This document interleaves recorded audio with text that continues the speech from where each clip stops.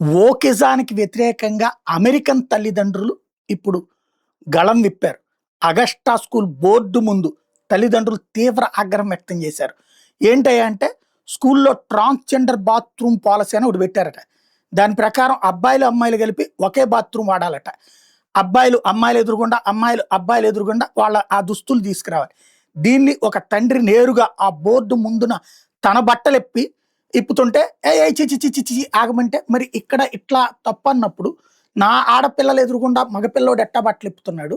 అట్లాగే మగపిల్లలు ఎదురుగుండా ఆడపిల్లలు బట్టలిప్పడం ఏంటి? ఓకేజం ఏంటి? మీ పిండాకుడని వాళ్ళు తెలుగులో అనలేకపోయారంతే. ఏంటి దరిద్రం అని ప్రశ్నించారు. ఓకేజం అంటే ఆడ, మగ సమానత్వం అంటే ఆడవాళ్ళ బాత్రూంలోకి మగాళ్ళు దూరడం, మగాళ్ళ బాత్రూంలోకి ఆడాళ్ళు దూరడం ఎలాంటి ఓకేజం? అసలు మీకెవడిచ్చాడు మా పిల్లలకి అట్లా చెప్పమనేటటువంటి హక్కు అన్నటువంటి ప్రశ్నను రైజ్ చేసుకొచ్చారు.